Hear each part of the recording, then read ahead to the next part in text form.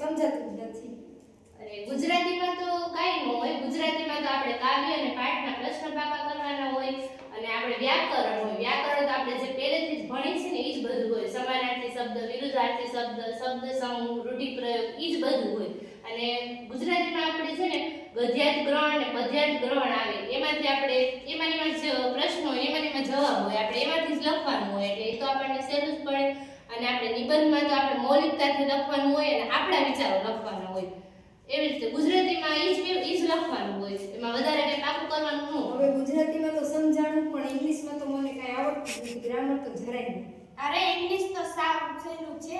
તમે ખાલી હે ને ટેક્સ્ટ બુકમાંથી ખાલી 15 20 થી 25 માર્ક કવર કરી શકો અને એમાં જો તમે ગ્રામરના ફંક્શન પાકા કરી લે તો એમાંથી તમને રોકડા માર્ક મળી જાય. અંગ્રેજીમાં જો તમે એને રિપોર્ટ અને ઈમેલ, એસે વગેરે જેવા કરી લે લખવાનું તો તમે એમાંથી ઘણા બધા માર્ક મળી શકે છે. એટલે ઇંગ્લિશમાં આપણે વધારે ભાગે ફંક્શન કરવું જોઈએ જેથી આપણે વધારે માર્ક મળી શકે. અને તમારે બધાને તો આર્ટ્સ છે, મારે તો કોમર્સ છે. મારે સ્ટેટ અને એકાઉન્ટ જેવા વિષયમાં તો મને ખબર જ નથી પડતી તો હું કેવી રીતે તૈયારી કરી શકું. તો તને સ્ટેટ ને એકાઉન્ટ અઘરા લાગે છે? હા, સ્ટેટ ને એકાઉન્ટ અઘરા છે પણ એને ગણવું પડે છે તો આવડે. સ્ટેટમાં તારે સૂત્ર કરવા પડે, એની પદ્ધતિ કરવી પડે, સૂત્ર પછી લગાડ્યા પછી એની કિંમત કેવી રીતે મેળવવી, પછી સૂત્ર તને આ દાખલા ગણી દે અને તો આ સ્ટેટમાં તું રોકડા માર્ક કવર કરી શક. તને એકાઉન્ટ અઘરું લાગે છે? અકાઉન્ટમાં તારે 3 નિયમ કરવાના થાય અને એની પદ્ધતિ કરવાની થાય. અકાઉન્ટને સમજવું પડે છે જેથી તને સરળતા મળે. એટલે અકાઉન્ટ સ્ટેટ અઘરું છે. હા તો જો હવે આપણને જે વિષય નથી આવડતા ને આપણે એની તૈયારી કરશી એટલે આપણે બોર્ડમાં આપણે સહેલું લઈએ એટલે આપણે બધાને હવે તૈયારી કરે એટલે આપણે ખૂબ ઓછો સમય છે એટલે હવે આપણે બધાને રોજ સવારે એને હવે આપણે મહેનત કરવી પડશે. હવે આપણે આગળ ઓછો ટાઈમ છે. હવે તો આપણે બોર્ડ એક્ઝામ સુધી તો સિરિયસલી તૈયારી કરવી જ પડશે.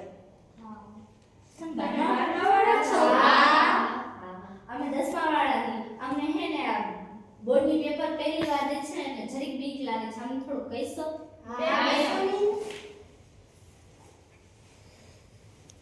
જો બોર્ડ એક્ઝામમાં છે ને કાઈ ન હોય, સાવ ઈઝી છે. જો તમને કયા વિષય નથી આવડતા, જે તમને કયો વિષય વધારે આવડે છે અને કયો વિષય નથી આવડતો? ગણિત વિજ્ઞાન તો આવડતું જ નથી, બાકી બધું આવડી જાય. એનો મતલબ કે તને ગણિત ફાવતું નથી. હા, ગણિત તો થોડું હાર્ડ છે પણ એને ઈઝી કરવાનું હોય છે. આપણે જેમાં તને ચેપ્ટરમાં વધારે માર્ક મળતા હોય એ ચેપ્ટર પહેલે કવર કરવાના. સંભાવના છે, આગળ પાછળ છે, યામ ભૂમિતિ છે, એ બધાને સૂત્ર કરી લેવાના. પછી સૂત્રને પછી કેવી રીતે ગણવાની એને તો દરરોજ પ્રેક્ટિસ કર. ગણિત તું પ્રેક્ટિસ કરીશ ને તો જ આવડશે. અને પ્રમેય કરી લેવાના જેથી તને ગણિત ઈઝી થઈ જશે તારા માટે.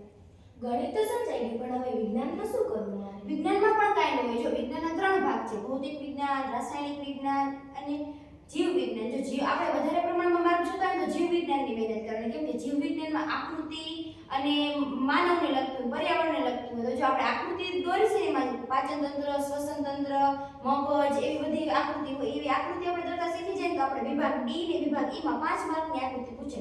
તો આપણે વધારે પ્રમાણમાં જીવ વિજ્ઞાનમાં આપણે ધ્યાન આપીને તો આપણે એને વિજ્ઞાનમાં આપણે ઘણા બધા માર્ક કવર કરી શકીએ.